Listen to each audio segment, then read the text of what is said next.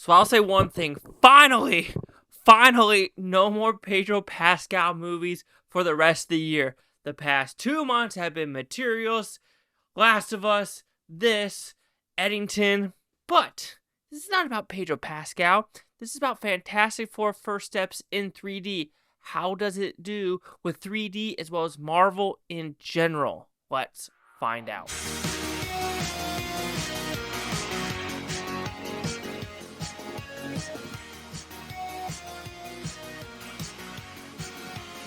Chase Lee Hockey here with the Blue Futon reviewing Fantastic Four, the First Steps in 3D. So what's about pretty simple premise? This is in the 1960s Earth 8 if not mistaken.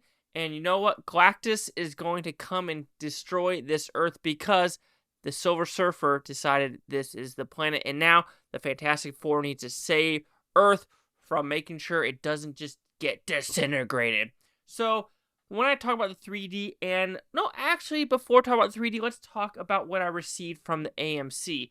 And doing that, I'll do this, then turn off the lights. So the first one is basically a Human Torch cup, and of course, I called him the Flamer, but just a little, topper that you put on the cup.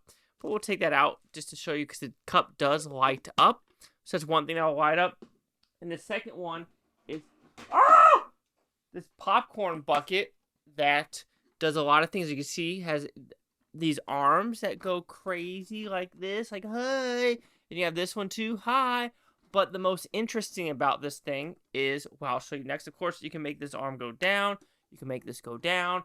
You put your drink up here, but who actually puts your drink up here? Anyway, like I said, you put either your popcorn in the back right here. But again, like, really? Who's going to do that? Then, of course, I think there's a place where you could also do it in the front as well. But again, it's like, who... Oh, it's actually more of a storage unit for that one. But, like, really, do people actually put, like, popcorn in here? It just doesn't make any sense. But we will show you what everything looks like with the lights off. So let's turn the lights down. What is going on in this room? Ow, I'm kicking things left and right. So I'm trying to find the cup first, peeps. All right, here we go. Cup first in 3, 2, 1. Ooh, so as you can tell, there's a Fantastic Four symbol. And that's what it looks like with the light up cup. It's kind of something that you'd get like at Disney World or Universal, but pretty cool overall. And of course, if you put the Human Torch up there, that's what occurs. I think this might be the only cup that does light up because when remembering what the thing, not Miss Marvel, I'm an idiot. Miss Reed and Mr. Reed, they don't have this real thingamaboob going on for them. So let's turn this off. So the big thing is with the robot that it's a projector as well as sound. So let's put the projector on first, and it's these dots. Let's see. Okay, you see? Okay, there's a projector, as you can tell. Now, can you see what it projects? Okay, you see it? And here's the music. Oh, God.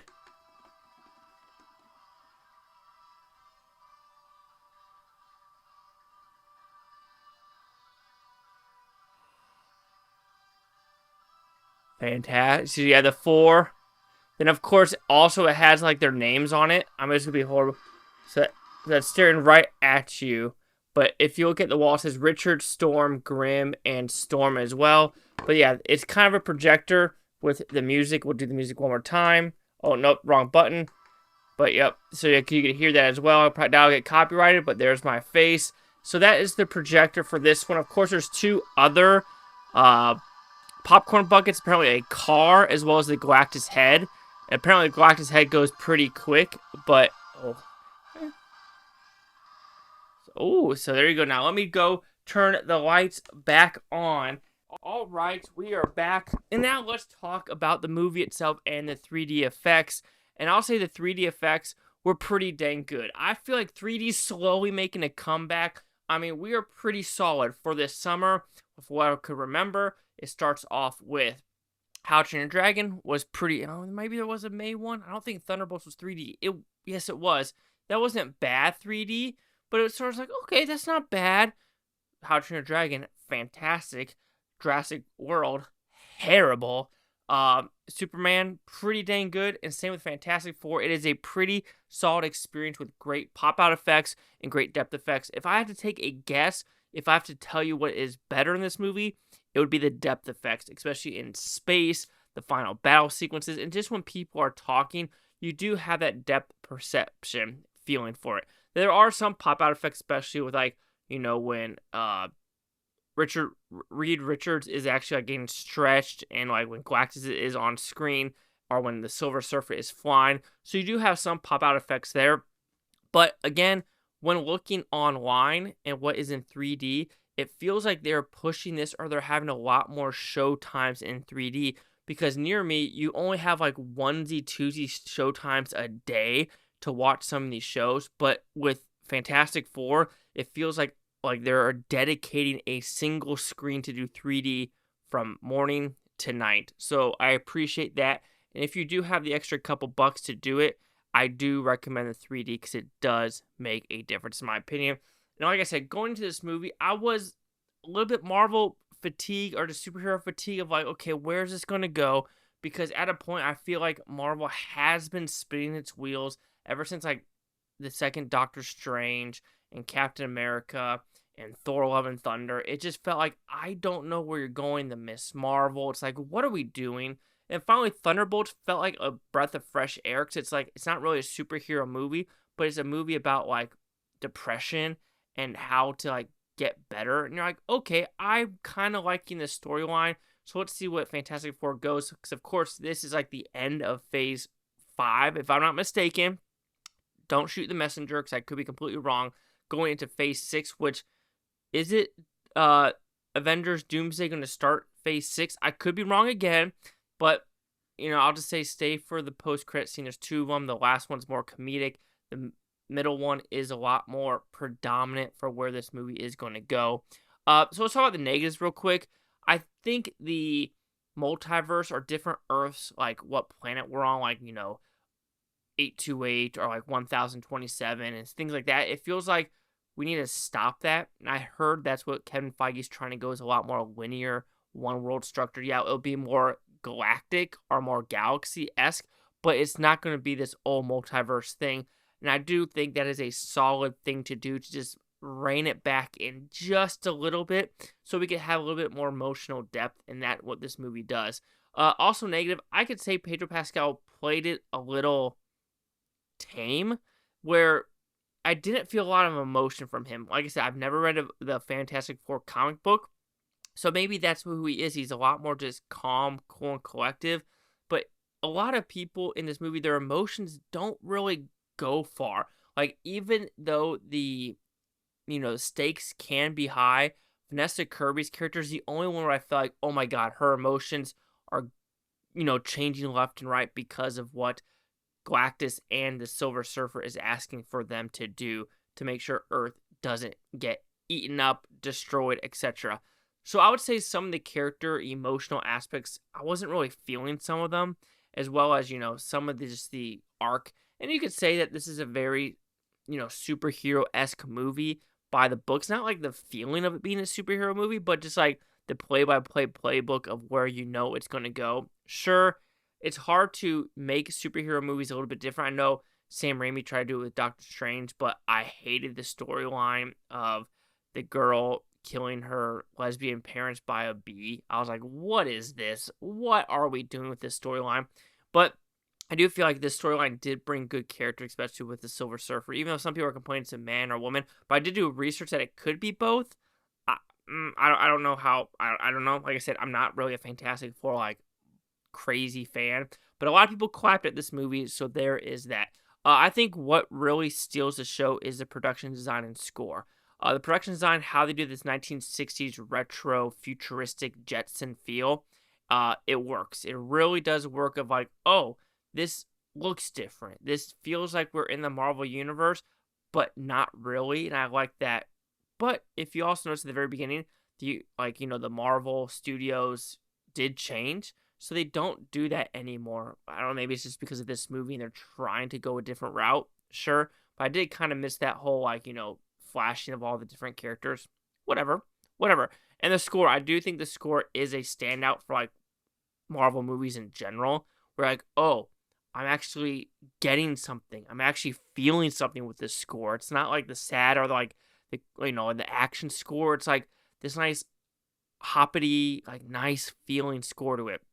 And I do like that it didn't really feel superhero-y, kind of like Thunderbolts, where yes, Human Torch can light on fire, the Thing's a rock monster, Storm can go invisible and do these like invisible shield, and Reed Richards, he stretches, but you don't get a lot of superhero feeling. Like Reed Richards rarely stretches in this movie. Yeah, there's onesie twosies, but you're like, it's kind of refreshing. And their powers, of course, I think Human Torch and the Thing probably are the most predominant using their powers. Also, I'll say one story element of like, kind of keeping secrets until the very end does occur in this movie. I know they're trying to do it to say like one person's busy, so this person will do it. But there are, quote unquote perfect things that do occur to move the storyline forward where you're like, is that even possible, or does that even like correlate with some of these characters? Sure, whatever, something that you could just, put on the wayside. And there is one huge plot point, like I said, where Galactus is asking for something to save Earth. And when Storm does this big speech to the people outside the tower, it does make me wonder, like, would everyone be that calm, cool, and collective? And I think that's the other thing I realized, too. Even though the stakes were high, it felt like some people weren't, like, feeling the stakes. Like, oh, my God. It was more like, oh, we trust him. Yeah, we trust him. It was like, really? That's it? That's what we're going to do? Also, this is based in New York. Same with the Avengers. So I'm just curious. Like I said, I'm an idiot. Wouldn't there be a Fantastic Four building in, like, these, Avenger movies or movies that came out in the past? Like, because they're both in New York, right? So I would think that there would be, like, both of these buildings, like, Tony Stark's Avengers and then Fantastic Four's building. I guess not. I don't know. I don't know.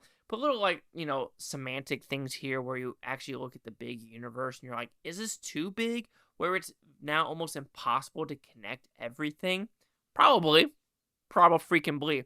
But overall, Fantastic Four, the first steps, it really exceeded my expectation. It had good 3D, great score, great production design. You could say it's a run-of-the-mill superhero movie, but I did enjoy it. If I'm watching this or Thunderbolts, I want to say I'm going to watch Thunderbolts a little bit more before this one. But again, I haven't seen Thunderbolts for a couple months, and my, score can change. But they're both very solid entries in my opinion. But I could promise you, Captain America is the worst out of all three of them when dealing with just Marvel. With DC, I do got to think about it. I do think I would rewatch Fantastic Four over Superman, I think. So the Fantastic Four, the first steps, will receive a 4 out of 5 with Futon, which equals at 80%. Let's see what the critics and user scores gave this one. Oh my God, phone, stop being dumb. Anyway, critics read it 88%. Audience score 92%. Over 1,000 audience. Over 224 critics. Critic consensus. Benefiting from rock-solid cast chemistry and clad in appealing retro 1960s design. God, I'm an idiot. This crack at the Fantastic Four does Marvel's first family justice. Appealingly retro. There we go. 88, 80, 92. Chase Soccer, the Blue Futon. Like, comment, subscribe. I don't know this Bluetontopia. You Blue Futonians. Thank you for watching. Have a great day. I don't care if you watch it today, tomorrow, a week from now, a month, or a year from now. I love every single freaking one of you. Peace and love. Peace and love. And how did you feel about the Fantastic Four?